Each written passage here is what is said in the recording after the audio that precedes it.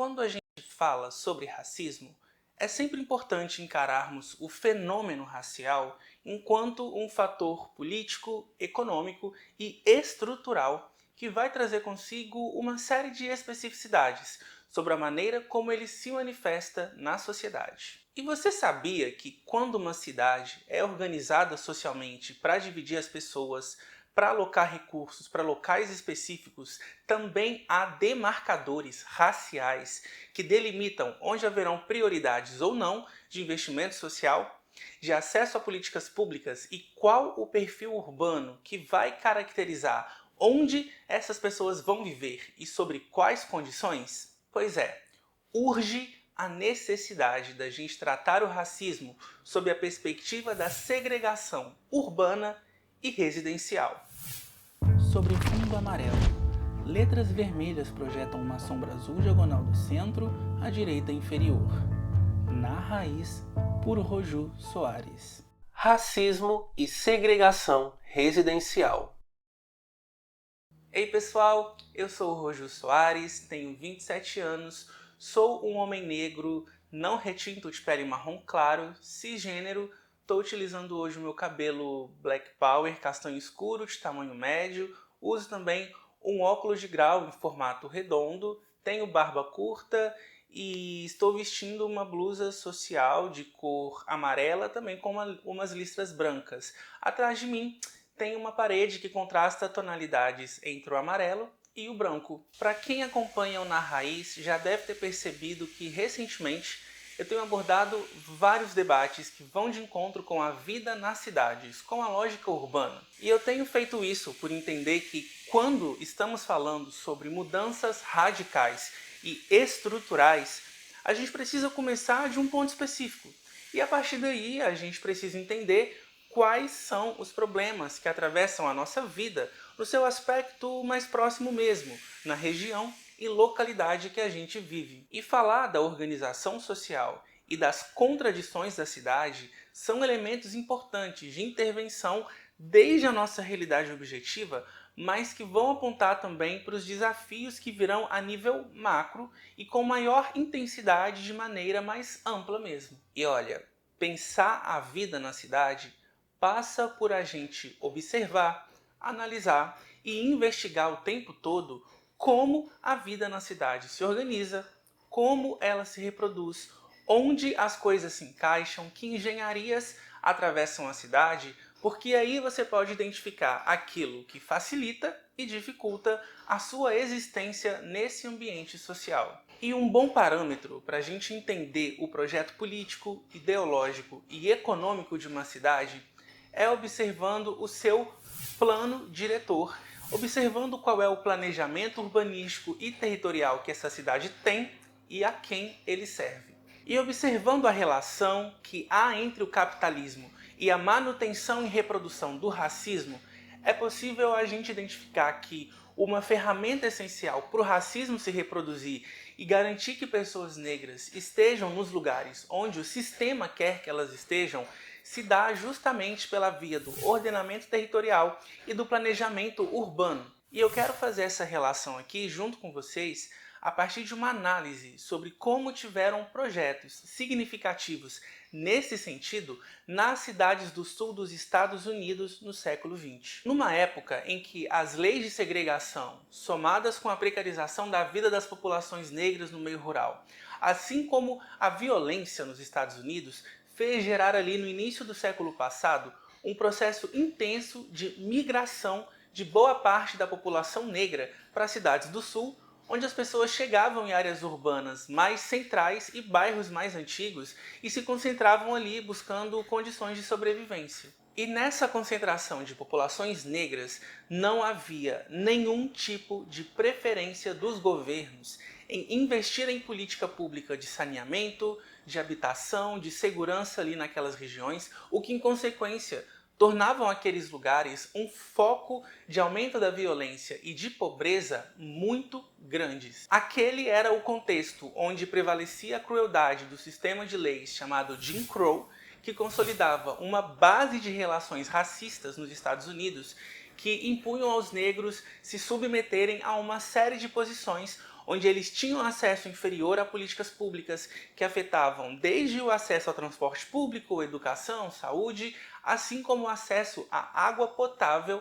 além da violência física que isso gerava contra a população negra. As leis de segregação nos Estados Unidos já se constituíam enquanto formas de segregação racial, espacial, segregação ambiental e de subcidadania, ou até mesmo de negação da cidadania. Na década de 1910, por exemplo, houve uma série de leis em várias cidades com a caracterização da segregação racial, em que pessoas negras não poderiam residir em imóveis dentro de quadras onde houvesse uma composição social majoritariamente de pessoas brancas. Se alguém se mudasse naquelas condições, estaria infringindo a lei e inclusive pagavam multas caríssimas por conta disso.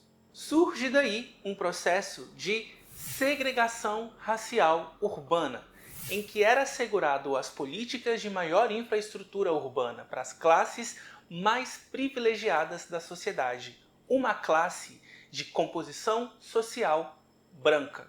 E a partir daí a gente consegue identificar um processo que também é abordado entre intelectuais e estudiosos como um processo de segregação residencial. A segregação residencial se dá justamente em decorrência desse processo de segregação racial no planejamento urbano que vai se constituindo em precarização da vida social, pobreza, formação de guetos, vilas, favelas e periferias. Mas esse planejamento não necessariamente ele está vinculado a leis que impedem as pessoas negras ou imigrantes que possam conviver nos mesmos bairros ou tipos de imóveis que pessoas brancas, mas é toda uma organização de projeto de cidade e investimento de políticas públicas que dá o caldo para essa segregação que envolve o planejamento urbano. Esses debates são importantes para trazer uma reflexão crítica para a gente de que não existe isso de neutralidade no ordenamento territorial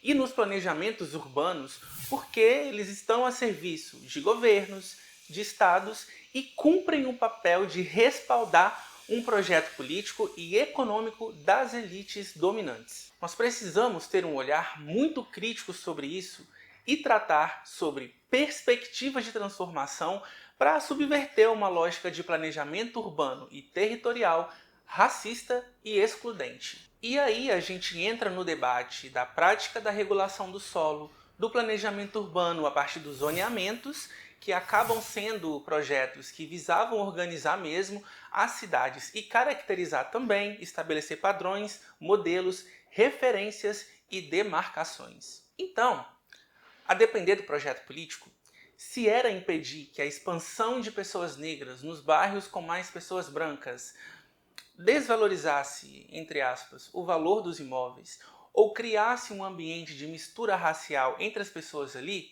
então se criavam as zonas residenciais que pudessem garantir, por exemplo, uma estrutura de habitações unifamiliares para certos segmentos sociais específicos, no caso, as populações brancas, e que excluísse pessoas negras, indígenas nativos e imigrantes de habitarem naquelas áreas. E uma coisa importante de ser colocada é que políticas de zoneamento, embora em situações dentro do campo urbanístico, não apresentavam propostas explícitas de segregação, mas sim de regulação ou de restrição com relação a aspectos das estruturas de edifícios residenciais, de questões importantes das cidades, como qual era a via predominante do transporte, o seu grau de investimento e outras questões, ela geralmente tocava em propostas que eram apresentadas aos proprietários de imóveis que discutiam sobre a viabilidade ou não desses projetos. A questão aqui, que é importante da gente refletir,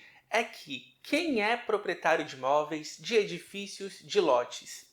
Se a gente for considerar o contexto do início do século XX, por exemplo, praticamente não haviam negros proprietários em nenhuma instância.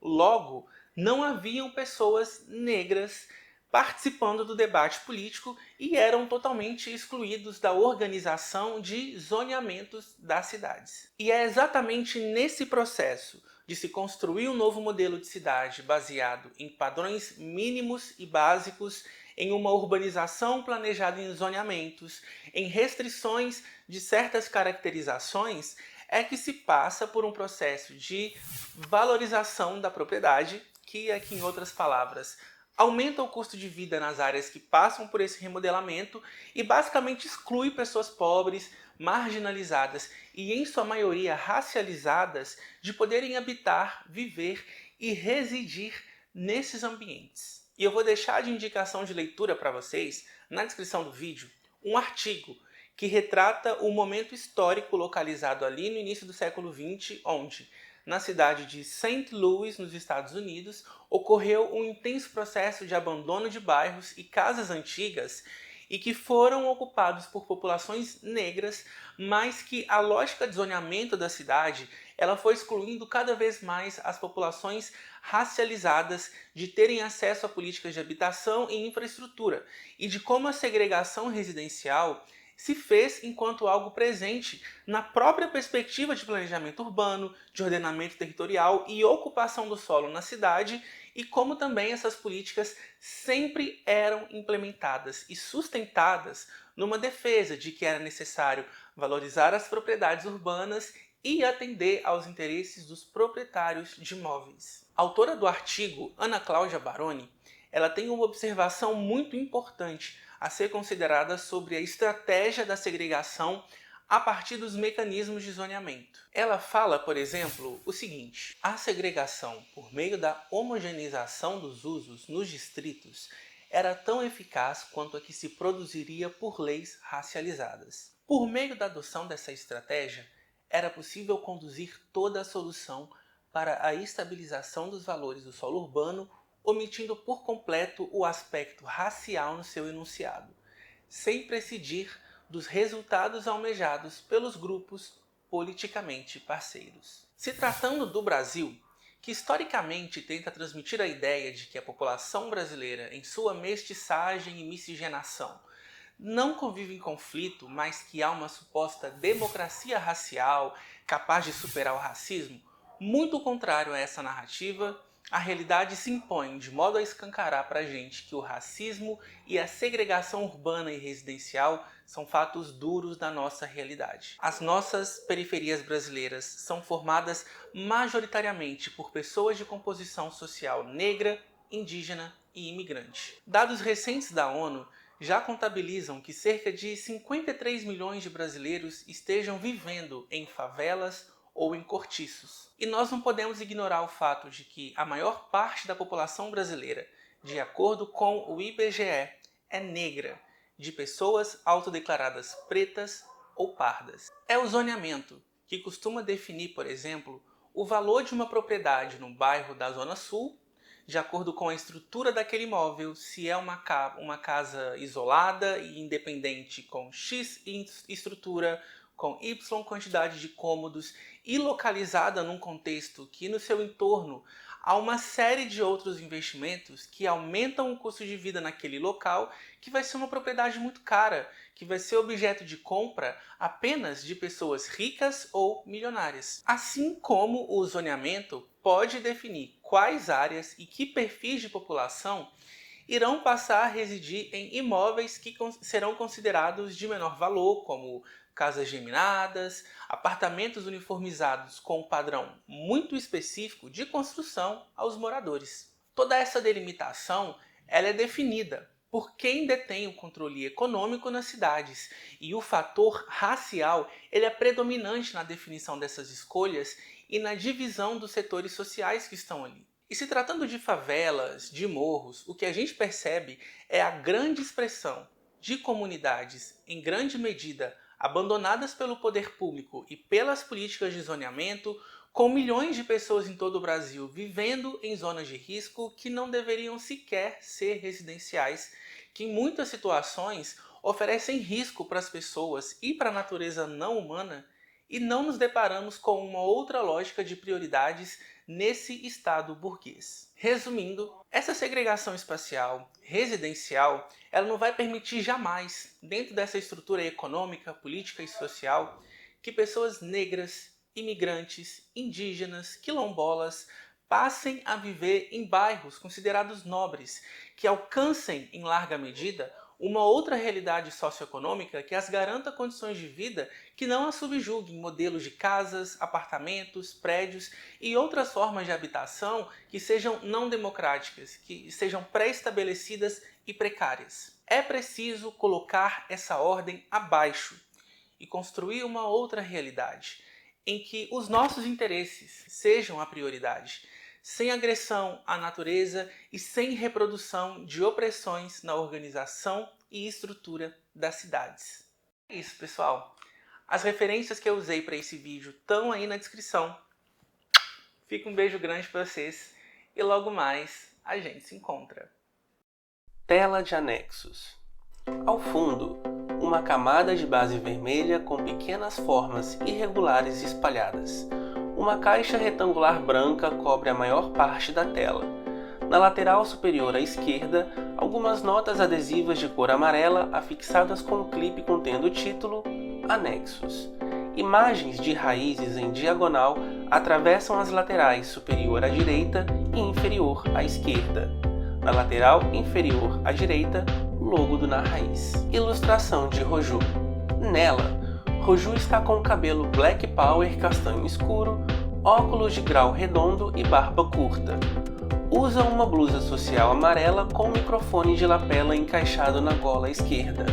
Por cima, um colete jeans. Texto: www.narraiz.com.br. Plataformas de publicação: youtube.com/narraizcanal, instagram.com/canal na raiz, facebook.com/canal na raiz. Plataformas de divulgação: t.me/Na Raiz. Apoie o Na Raiz. apoia.se/Na Raiz. Pix: rojusoares@protonmail.com. As imagens de pessoas a seguir seguem um padrão de possuir o fundo cinza e, em sobreposição à imagem, uma caixa de texto com fundo branco. Imagem de Ana Cláudia Baroni. Caixa de texto: Ana Cláudia Baroni. Ana é uma mulher de pele bege clara, cabelos cacheados escuros na altura dos ombros, utiliza uma camiseta branca com estampa florida e fala sobre o microfone. Reportagem da Rádio Câmara. Print de uma matéria online. Texto: Reportagem especial.